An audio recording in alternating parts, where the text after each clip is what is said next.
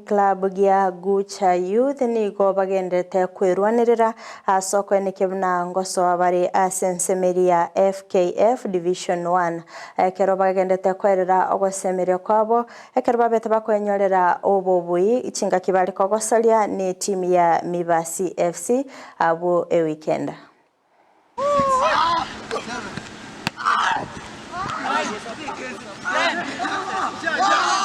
Kwa majina naitwa Patrick Amwoka, mimi ni coach wa Gucha Youth. So weekend nimekuwa na game na Gusii, nikawafunga 4-0. Ilikuwa game poa kwangu because kwa saizi nimeandikisha karibu clean sheet karibu 5. Sijawahi fungwa. Sijafungwa hata goal moja. But hizo clean sheet ni poa kwangu kwa sababu si concede. Mimi mwenyewe na struggle kufunga.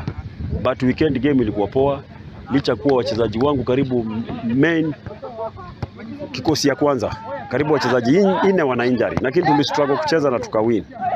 Na matarajio yangu ya hii season ilikuwa kupanda Division 1, but naona haijakatika, haijapungua, bado niko kwa ile race. Licha kuwa kila timu zote ziko kwa league, hata yenye iko last hakuna timu haitaki kupanda, bado wanakuangana hiyo lazima mori tutapanda. Lakini mimi malengo yangu this season ni ya kupanda, na ndawak lazima ndapanda kulingana na vile timu inaenda.